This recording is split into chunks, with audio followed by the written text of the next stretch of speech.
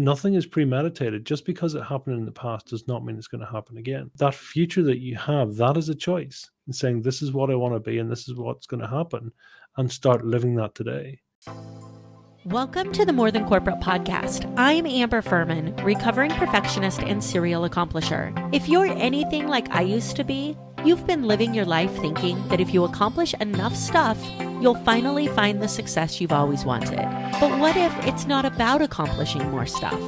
What if it's about accomplishing the right stuff? I believe you don't find success, you create it by intentionally designing the life you want and having the courage to get out of your comfort zone to live your design. I went from doing what I was supposed to do to doing what I love to do, and now I get to help others do the same.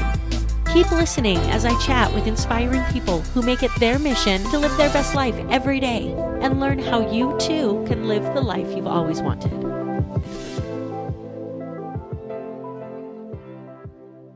Welcome back to another episode of the More Than Corporate podcast. Today, I have an amazing guest with me, Mighty Pete Lonton. He is the host of Fire in the Belly Show, Deep Genius mentor, and a multi-best-selling author. He's also a TEDx speaker, mentor, entrepreneur, property investor, husband, and father of 3 beautiful girls.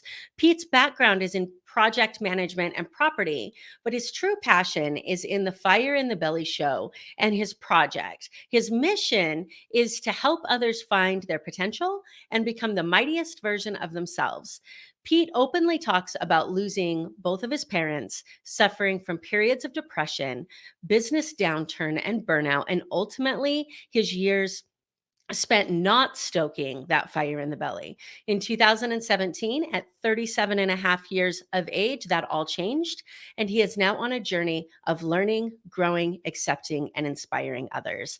I am so excited to dig into this interview and to be able to have this conversation with Pete. Reality is, so often we think of the entrepreneurial journey as being this exciting, happy, joyous place, which it is. However, there's always these other things that we don't always get the time to talk about.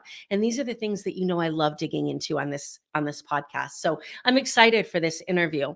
Before we jump into this, I wanted to remind you that this episode is brought to you by Success Development Solutions and the Design Your Life Book Club. The reality is that your level of success will rarely exceed your level of personal development, because you can only accomplish what you have allowed yourself to grow, to understand, and to perceive, and to be able to see in the world. By reading through the stories of other people, we are able to heighten our level of knowledge, expertise, perception of what's possible, be able to not only read those things, but also understand and implement them. And then I also introduce you to the author of every single book. So you have the opportunity to connect with amazing people who want to inspire others. If this sounds like something that you're interested in, please click the Calendly link underneath this episode and let's have a conversation about whether the Design Your Life Book Club is a good fit for you. With that being said, let's go ahead and jump into this interview with Pete Lonton. Pete, how are you doing? Fantastic to be here. Awesome. I'm so glad to have you here. Thank you so much for taking the time to come on the show and talk to our audience. I think that there's so much amazingness that you have to share. So let's dig into it. I always like to start by finding out what it was like for you growing up. I think these stories are fascinating. What did you think when you're 12 to 14-ish, when we all think we have life figured out? What did you think that you were going to be when you grew up? What did your life look like in your head? So I wanted to be a number of things. One was to be a vet. And then I discovered you needed quite good grades for that. And in retrospect, I have found out that I was dyslexic and have ADHD, which I only found out 4 years ago, which was probably labeled. So I was very much one for, there's an entrepreneurial blood that runs through me. I just enjoyed being out and about. I enjoyed creating and making things. School was something I had to do, but as a sort of slightly joke with kids, and because I do a lot of talks in schools here locally and saying, I'm a dyslexic and a multimillionaire, in terms of property. And of course, kids, my point in saying that is not to sort of to change their impression of me, but to say, actually, it doesn't matter who you are. And it doesn't matter what you do. Of course, all kids want to know is what car do you drive, and saying, well, I drive a I drive a van. We drive assets. So yeah. I mean, for me, it was always about creating things and what's possible. It always excited me. That's awesome. Your entrepreneurial blood that you just mentioned, did you have the entrepreneurial influences in your family, or is this something that you just knew you were different? There's pockets in my family that of people who've done extremely well, and it's that knowing. And I think, like with anyone, once you get the knowledge to know somebody that has taken themselves from, potentially either might be an education that's not fit for where they are, or they've managed to achieve certain things. When you start to see that, and that can be, this is the point of anyone around you, if they show you things or demonstrate that actually anything is possible, then that does change your mindset, because you start to think, well, if they can, then I can, and if they're saying this is Yeah. possible, and you get a ringside seat of how you achieve these things. So yeah, I mean, it's amazing to do that. I mean, we're very fortunate in this day and age that we get to, we've never had so many opportunities with access to YouTube and God knows all these different platforms, and the likes of yourself here sharing some amazing information. So we get to have all these influence in our lives if we choose to, but it is a choice. That's the one thing you learn.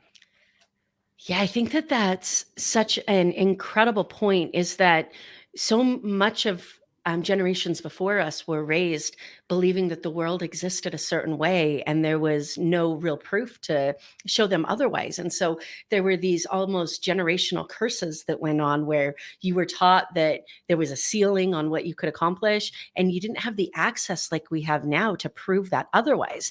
So you're right, with YouTube, with the internet, with all of the conversations that we get to have every single day is an opportunity for someone to show us a life that we didn't know was possible, which is how I got into the entrepreneurial space. I had no idea that it was possible to do the things that people do that I love now. I thought that they were crazy. Like, I can get paid to talk to people. Are you out of your mind? And it's real. So I think that that choice is so powerful, to seek out and utilize that information. Mm. Well, there's two sides, right? Because it's one, somebody showing you what's possible, but also on the other side is basically understanding that what you're told is maybe also not the only way things can be done. And it is a case of being able to say, well, listen, we can do different things, or you don't have to follow the traditional route. I mean, my father was a corporate man for 40 odd years, and that was his thing. It's, when you join a company, then that's you, and you do the faithful thing, and you stay in the company, and you go through the ranks and all the rest. And until I eventually got to the stage when he passed away, I quit my job very quickly after that, and listen, there's multiple reasons, but it was a case of saying, well, actually, no, I want to live my own life, so I was very fortunate in my families, but also realizing that his recipe was not my recipe. And that's something that I learned, and going through that, you have to decide what's right for you. And that's kind of what Fire in the Belly is all about. It's deciding what your passion is. What are you good at? Learn how you learn. Yeah. And that takes strength, but it's worth it. It does. It does take strength. I'm curious to know. I lost my dad at a young age as well. I was 18 when he passed away. My brothers were much younger than me. But my dad was 42 when he passed away, and I just turned 39. And there's this realization, the closer I get to 42, of how short my dad's life really was. And, I've thrown around phrases like life is short in my 20s and into my early 30s, like knowing that tomorrow's never guaranteed, but that hit that like tomorrow's not guaranteed gets more real and more real the closer I get to the age that my dad passed away. When did that realization hit for you? Was it immediately after the loss of your parents? Was it before that? Like, when did you realize that you get to make the choices that you want to make, because putting it off till tomorrow isn't a possibility sometimes? Do you know what? It took me 7 years to probably get over the death of my mother, and I don't think you ever do. So my mother was 17, or I was 17 when my mother passed away, and it took me 7 years. I went numb. I literally, it was a very, and it's a very influential age. it's an unusual age, and you're sort of becoming an adult and all the rest. And probably the biggest shift, and it's the same, it took me 7 years after the death of my father to get over that. So it's a bit pointless, but I've now learned it takes me 7 years to get over the death of a parent, which I don't know what I do with this information anymore, but Help um, others understand that even though their time frame is different, right? Like, unfortunately, there's no magic recipe. no, and you know what, and I do say it out loud for a reason, because somebody, and I'll never forget, in the graveyard, when we were burying my mother, said to me, "It's like, listen, just take your time. This will take you a year to get over this." And a year came and went, and it's like I was numb. I'm like going, nope, don't feel anything. And I describe depression as almost like this big bland blur. You could win the lottery or the dog could die, and I would react the same. It was just Yeah. all a bit inconvenient, and that was the one thing. It's ironically probably only in the last 3 years, when I've now looked back and I used to say, I've lost my mother and all these things happened. And now I look back and saying, I'm so grateful for my mother. I'm so grateful that, we had an amazing life. Yes, it's unfortunate she had to leave early, but in terms of what she did for us, in terms of the life we had, the family, the upbringing she gave me, it's like I'm actually super grateful for her.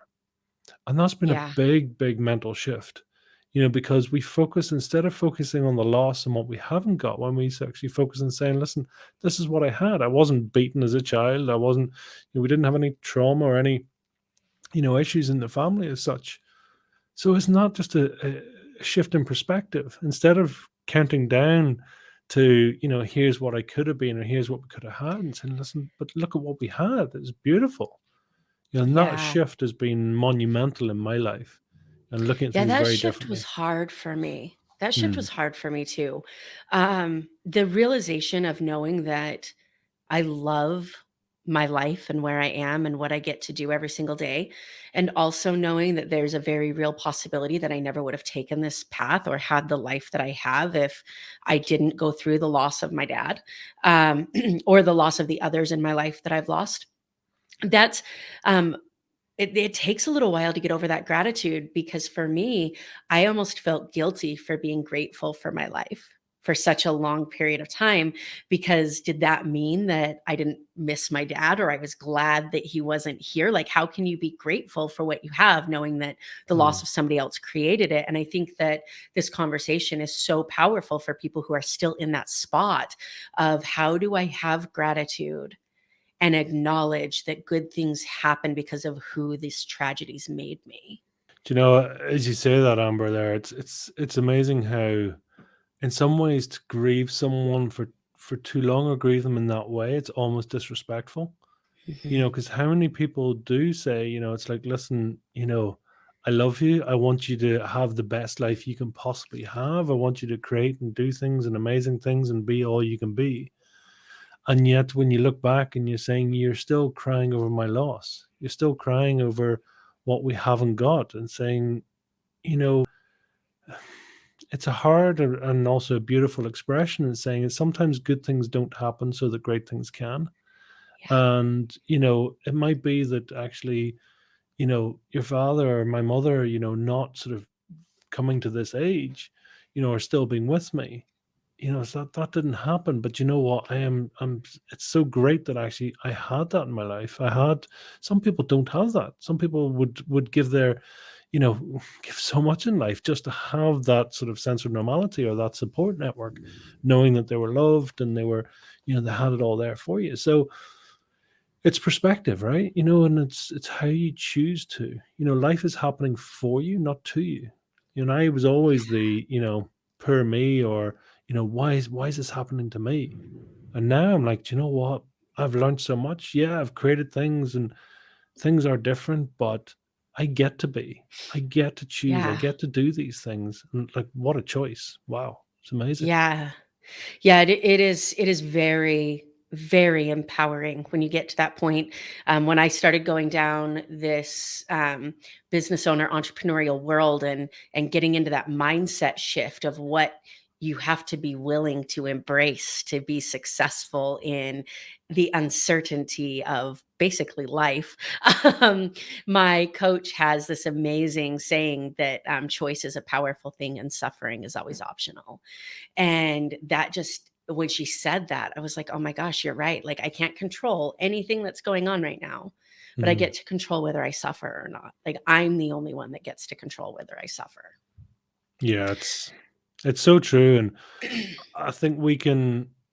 There's so often we can live the past in the future, and this is something we do as humans. I think a lot of humans, whereby this happened to me, therefore my future will be this.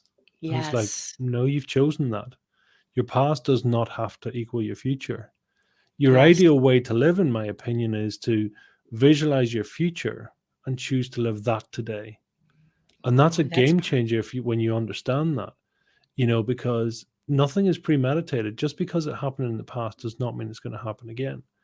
That future that you have, that is a choice. And saying, this is what I want to be and this is what's going to happen, and start living that today. So many people write themselves off, or they think that their life is, because of one thing, it caused another. Well, I do also say that, sometimes from your sort of greatest loss, or your greatest, sort of darkest point in your life, can come the brightest moments if you choose the right options. Yeah, And it is that absolutely. it's saying, yes, these things have happened, but they happened for me. And as a result, I'm going to make the most of what I have. You were talking about the age there. It's like, well, that becomes a non-negotiable for me. I'm not wasting time. I am Yeah. not sort of, you know, I'm going to make every moment count. I'm going to serve. I'm going to love. I'm going to connect as much as I possibly can, because things do happen, and that's okay too. Yeah, absolutely. There's something else that you said that I think is super important to touch on, and that's the idea of trauma, of trauma of all types, as we grow into adults and business owners and entrepreneurs, is that we look at other people's lives and we say, well, because I wasn't beaten as a kid, and because I had both of my parents, and because of this great childhood that I have, then who am I to share my story, and who am I to talk Mhm. about trauma, and who am I to do this, because I have all my limbs and they all work, and I don't have this big huge survivor story. And as powerful as those recovery and survivor stories are, 99.9% of people can't relate to what that's like, but they can relate to this conversation. So when you work with people that say, but who am I to? Mhm. What is your response to that? I call it the disease of okay and good. When someone says to me, is, how does that feel? Yeah, it feels okay. How are you doing today? I'm good. And it's like, that's as bland and disrespectful as you can get, and that is the problem. You're right, because they don't necessarily have the contrast that my left leg fell off, therefore I'm driven to do everything at twice the speed on my right leg, or whatever it is. And trauma comes in every shape and form, large and small. And I'm not belittling it for 1 second, but I am also saying that there is this strategy when people look back and saying, I shouldn't feel this way. I shouldn't, my life has been fantastic compared to Bob or Mary or whoever, and they actually fall into this almost this sort of trap where they start catching themselves. What I would say to anyone is, whenever you're saying things are okay, well, that is, you're not living in your passion. It's like, well, how does that taste? Okay. It's like, it doesn't taste fantastic.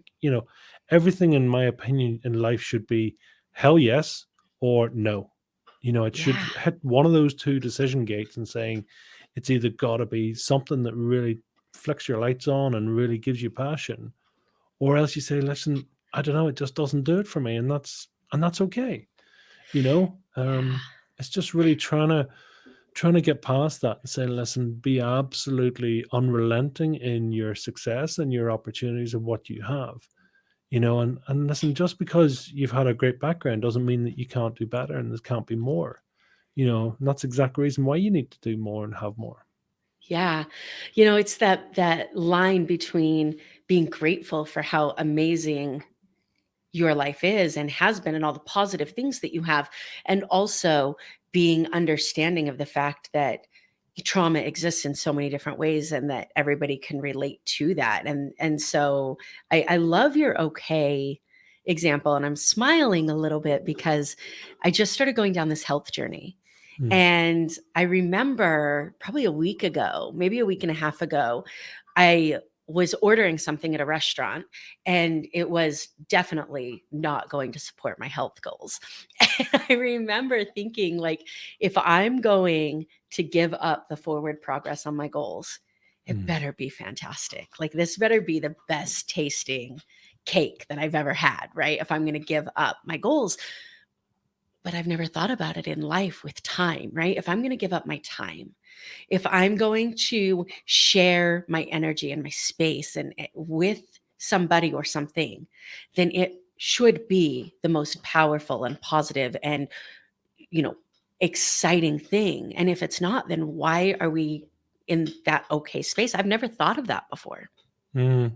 No, totally. It's trying to decide, what is there. And I often think, people are so busy trying to get a sense of themselves.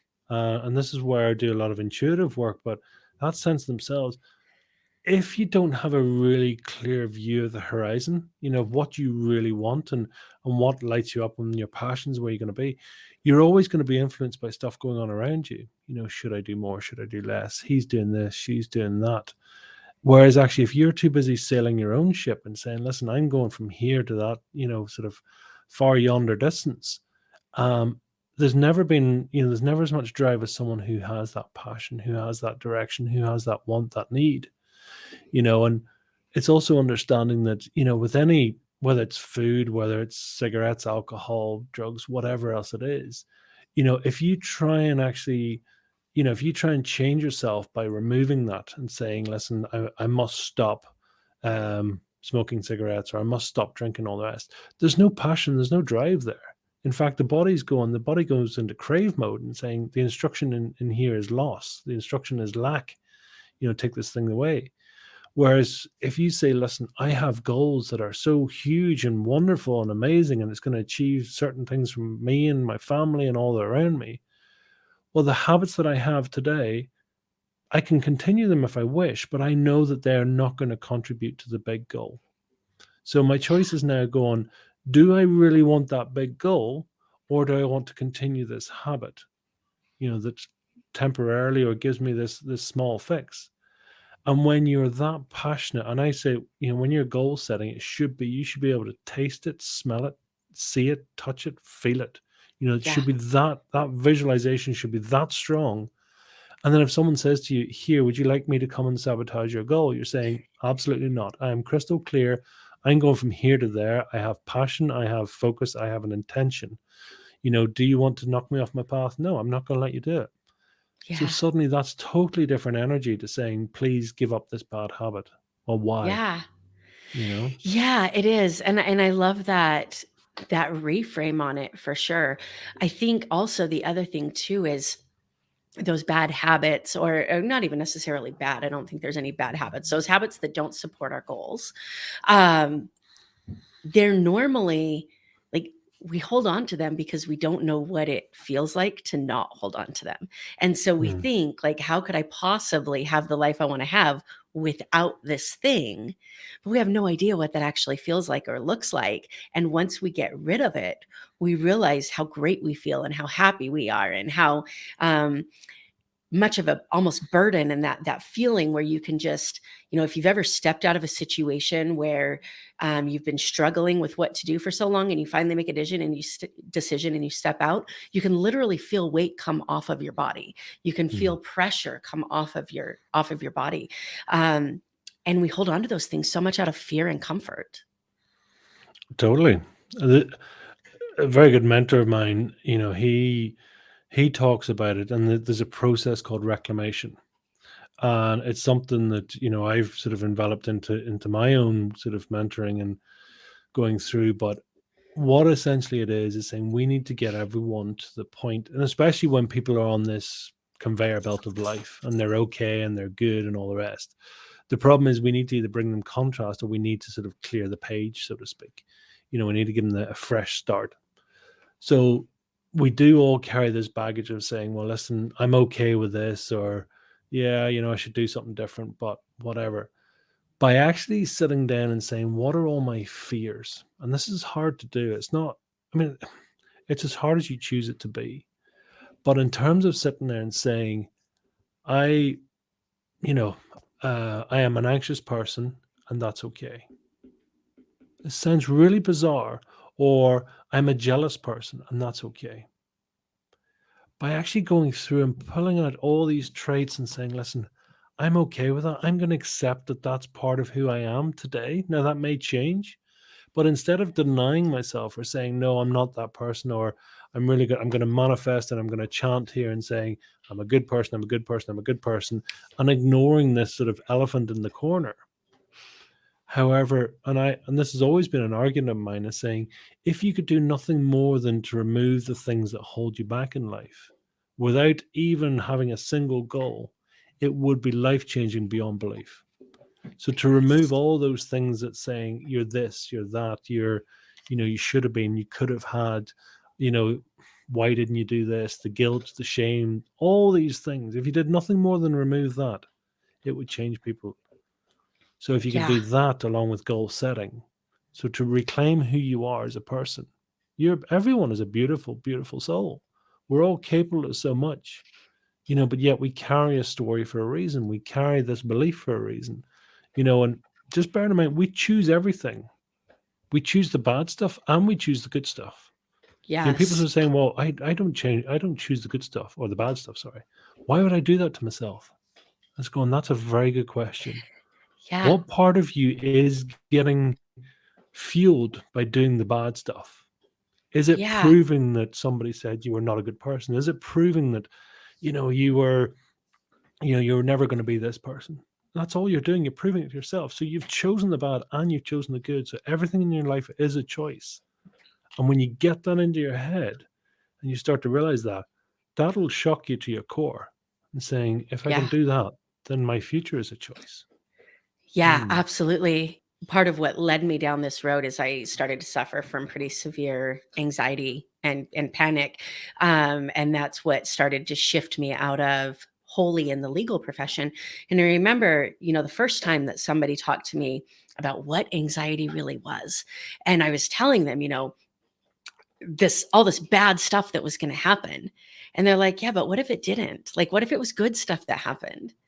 And I was like, "Well, now you're just making stuff up." And they're like, "Well, aren't you making up the bad? Like, you're creating this story for yourself."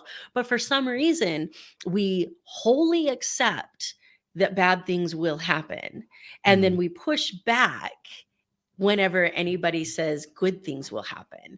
And that is the biggest shift that I think a person can make, is just like you just said, accepting the good with the bad and acknowledging that they are equally possible. And as soon as you acknowledge they're equally possible, then it's almost like the good rises up to more likely, which is so crazy the way that the universe works. Like, as soon as you stop focusing on everything that could go wrong, all of a sudden all this good stuff starts happening. It's so true, and I'm a big one for language. That's one of the things between feelings and language. It's something that I would do a lot of, and you described yourself there, and as we all generally tend to do, in saying I am anxious, saying, well, I would argue that that's not true. I would say you are feeling anxious. Yeah. It doesn't. You are not anxious as a person. It's like I am feeling happy, I'm feeling sad. You don't say I am sad. I Yeah. am, we try to personalize it and say it's us. But when we try to say it's no at this point, so if I am sad, then you should be sad in every part of your life. Yeah. And you can say to someone, so you never feel happiness. It's like, well, if I don't know, if somebody said hello to me, I would feel happy for a minute. So it's like, so then you're not the definition of sad. So that's not true. Yeah. What is true is that you are feeling sad at this time. So when we start to compartmentalize this and saying this, let's not do a mass generalization saying, I am anxious. And we need to boil it down and saying there's certain things are making you anxious at certain times of the day because of certain reasons. And when you start to actually pull that down, you almost remove this label from yourself and saying, I'm not anxious. There's certain things at certain times make me anxious, and that's okay.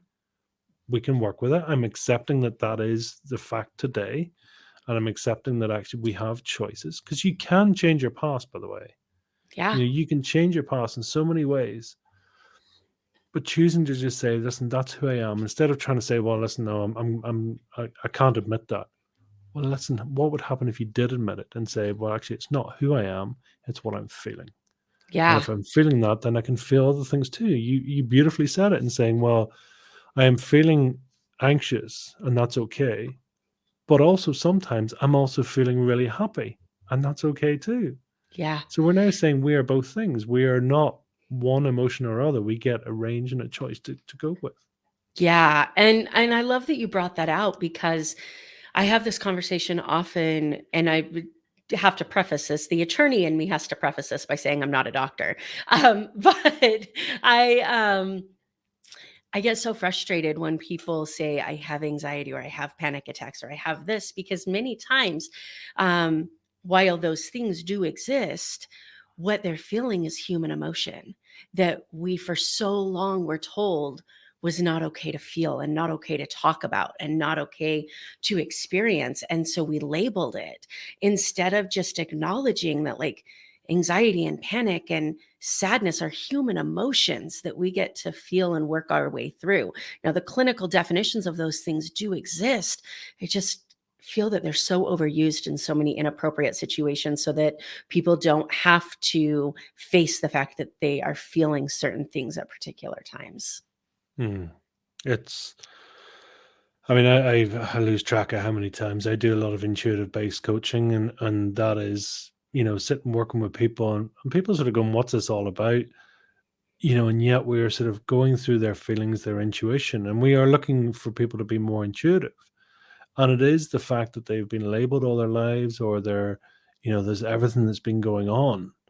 And it's like, and it could be trauma, it could be anything else. But I see it as like, people talk about layers of an onion, but I see it more like a big elastic band ball. It's like one of these ones that wins the Guinness World Record. It's huge, right? And but this is like every trauma, every belief, every funny look, any sort of back comment that you've overheard, or listen, all these negative feelings, it's just like keeps wrapping it round and round and round, and just gets tighter and tighter and tighter. And this, the bigger it gets, the more whelming, and you're trying to drag this thing around. So each time you're also going through, and believe me, that's probably started from the day and hour you were born. Every time you're out of alignment, then you get this. Well, if I'm not this, then I must be this. If Yes. I'm not perfect, then I must be imperfect. If I'm not cute and cuddly, then I must be something else. And so this whole comparison, because when there is no comparison, no resistance, then we don't see it. We only see it when there's resistance, or incongruency. It's not a sort of a red pill, blue pill situation and you're one and done. It's a case of going, listen, we're going to strip this back and strip this back and keep going and keep going and keep going. And then sometimes when you can ping off that elastic band or that layer, well, then it loosens up another, and loosens up another. Next thing you're sort of starting to unravel much quicker and faster, and you gather this pace until you eventually get to the point and realize that actually it's you that chose for it to be there. And when you realize it's your Yeah. choice, you can just let the whole lot go. And that's a beautiful, beautiful moment when you get that. Yeah, absolutely.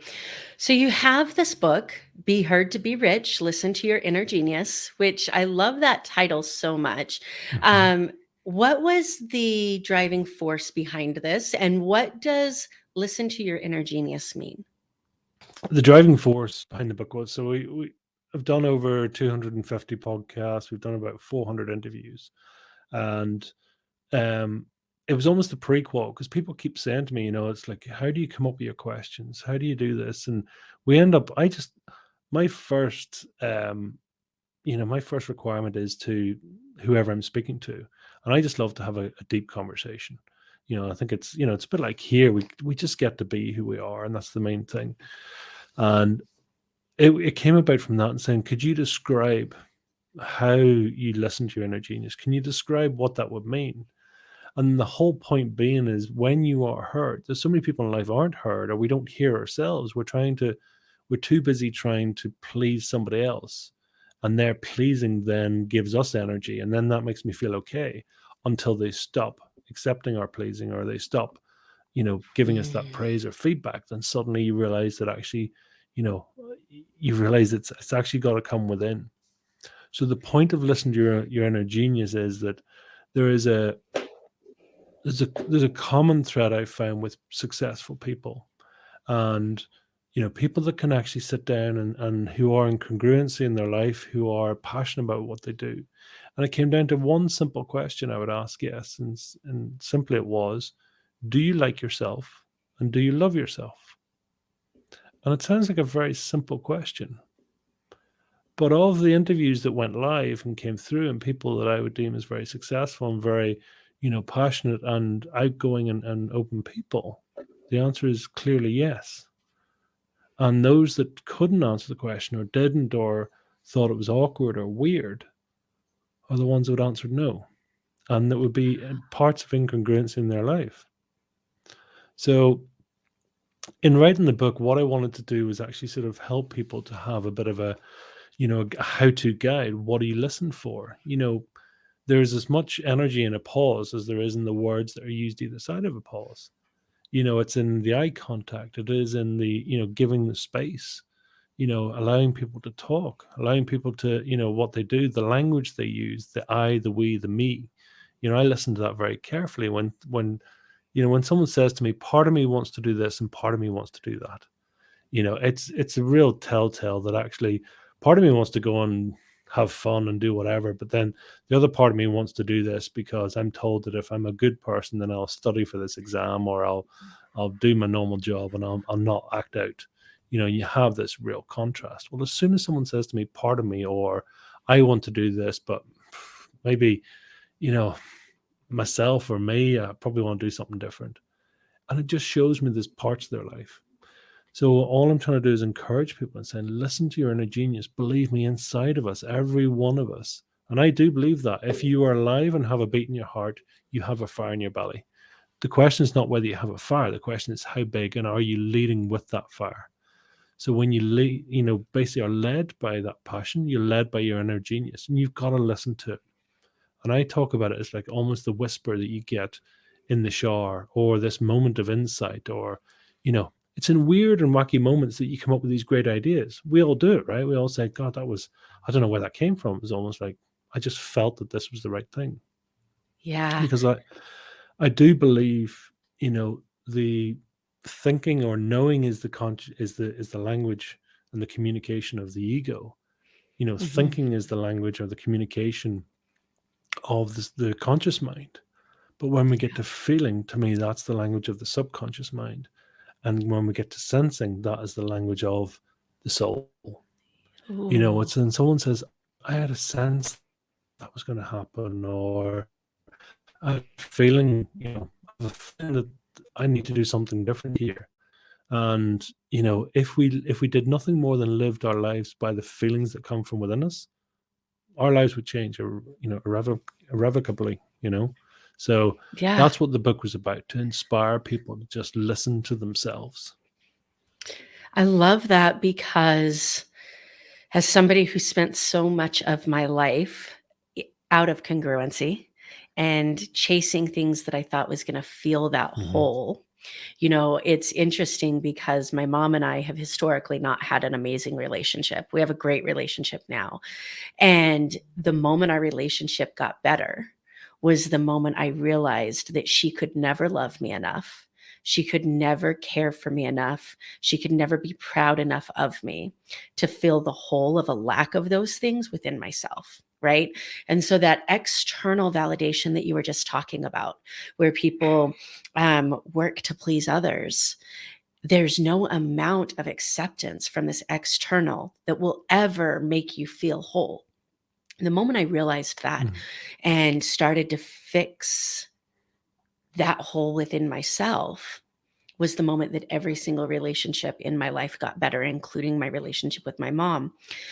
But there's something else that happened, and this hits directly on what you were just talking about. That conversation with that person in my head that I had been refusing to talk to because I had been letting all these external forces shut out that inner voice, or the inner genius, as you call it. Um, It was like letting a puppy out of a closet for the first time. Like all of a sudden, this voice is so happy to be heard, and all of these things that it's been wanting to say to me my whole life are being said. And you get the opportunity to listen, and you feel what it's like to be congruent with what you're doing for the first time. And the moment you feel that, it is almost impossible to be okay feeling anything other than that. It's it's so beautiful to have that realization, and it's explaining to people as well that that voice in your head is not you. People don't get that. They're like, people say I don't have voices in my head, and saying, well, who's that that just spoke to you? Is it that Yeah. that little voice? Well, to me, it's all ego. This is, the ego for me. It's everything. It's like it's the judge, the jury, it's the the executioner. It's everyone, and that's the ego is playing at the good side, the bad side, the good, the bad, the good angel, the bad angel. The sense of who you are is behind all of that. Yeah. It's the space that all the ego sits within. And when you realize that, and you speak to a lot of people and they're saying, my mother and my father was this, or this happened in our childhood. And sometimes when you just say to them, it's like, do you know why they were like that? And it's a weird question that people don't get at first. And you're saying, well, what do you mean? They're just a bad person. And so, well, generally people aren't bad. It's because of something that they do and quite often they think they're doing the right thing. Mhm. It's controversial. And in Conversation with God, Neil Donald Walsh talks about it and saying Hitler was doing what he thought was the right thing. Yeah. So theoretically, he was doing and he was fulfilling his purpose as far as he was concerned. Now, I'm not for 1 second obviously saying there's anything right about it, but this was almost the argument saying, listen, you got to bear in mind that everyone is living their truth as they think it's Mhm. right. The problem may be that they just have a really weird scale, or their parents did this to them, so this was seen as better, or this was the right thing to do, and therefore that's the best way to bring up my child, so I'll repeat the actions or do these things. So it's these things, just it's habit, and people don't always take the time to go, is this the right thing to do? It's like, well, no, this is what we've done. My family did this, my mother did this, my father did this, and this is what we always do. So why would you possibly want to stop that? And the Yeah. same with the language and voice in your head. You are this, you are this, you are this. It's like, but what if I'm not? Yeah. It's like when you ask somebody a question that requires a deep, honest, transparent answer that they don't want to say. And you can see the moment that that voice starts talking in their head and they start questioning what's going to come out. So we know you ask somebody a question and we know what the answer is. And then all of a sudden you hear, wait a minute, is somebody going to judge me if I say that? Oh, I can't say that. That's stupid. That could not possibly be the right answer. I can't tell her I feel this way. Right. And it's so interesting because when you get to the point where you know what you're looking for and you know what it feels like to listen to that voice, you can so clearly see when others aren't. And it's something that I think, as far as coaching goes, one of the most rewarding parts of our profession is to be able to help people understand, listen to, and be able to communicate with that inner voice to have a cohesive relationship and say, I love you. And I know that you're trying to protect me right now. And I'm going to push you aside and do this because this is what I want to do. Hmm. Absolutely. And I think it's also, you kind of got to break up somebody's truth chamber, because Mm, people are going, well, this is the right thing. It's absolutely the right thing. And then you kind of either just got to sow the seed of doubt in it. And you'll know, I mean, there's a technique called stacking, and saying, well, mhm. what's your perception of failure, say? I mean, you take any one of the topics you like and you go back to their first instance of failure, because it's something we can all resonate with, and saying, well, failure to me is something I remember when I failed when I was doing something last week, and then I was doing something when I was 20, and then doing something when I was 10, doing something then when I was 5. That's my first recollection of failure. And then if you change in the stack, so you take all these sort of all these understanding of what failure means, and you say, well, okay, if that meant failure, this meant failure, and you stack them all on top of each other, and then you say, what's your first instance of failure? And it's like, well, I remember, or I feel that I was 5 and this was all going on. It's like, well, maybe if it wasn't failure, maybe if it was misunderstanding, maybe it was, it was actually, it was what you had to do. It was a start, or it was a comment. And when you can change your past by looking at that in a different way, then suddenly your entire stack of what failure means falls apart. Your Yeah. blueprint of what you believe is failure falls apart. And then suddenly you're kind of going, well, if that's not what failure means, or are you saying, would you say to a 5-year-old that you failed? No, you wouldn't. You'd say Yeah. you try again, or you've done well. And by actually changing all these patterns, well, suddenly then you start getting light bulbs going off and it's going, well, maybe I'm not a failure. Maybe that's not what it means. And it's actually confusing in many ways, because people saying, well, this was my truth, and saying, well, but maybe what if this is not the truth? Yeah. And the only thing I think we can really know is that I don't know. To Yeah. say I don't know is one of the most powerful things you can do. It's just a saying, even, how do I feel about that? I don't know. Let me ask. Yeah. I feel good. Thank you. In a world where everybody is living in their own reality that is made through their perceptions and their beliefs and their experiences, it's impossible for us to know what is real, what isn't real. We only know what's real to us. And in a world where that exists, we're in this society right now that is so ready to stand their ground and argue that somebody else is wrong, when we're all living in our world that we've created based upon our experiences. This was one of the most powerful things I learned as a criminal defense attorney, because I used to approach witness statements as, how could you possibly think that? Like, you have to be lying if you think this is what you saw. From the moment you realize that 9 times out of 10, witnesses who say they saw something really think they saw something based upon their reality of the world, and maybe they did. Like, once you realize that not everybody is out there to mistakenly say something like that's their reality of the world, all of a sudden conversations change.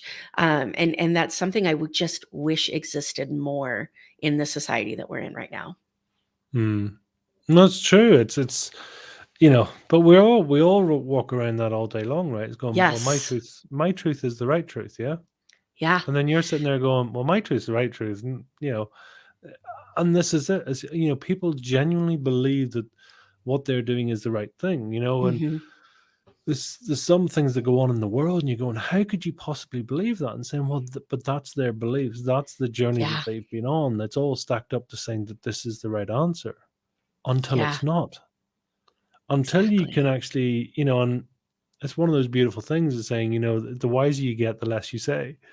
It's one of those things of saying, because I realize there's so many options, or there's so many variants, or there's so many, you know, sub conditions to everything, that I couldn't possibly for 1 second saying I know, because I don't, Yeah. you know.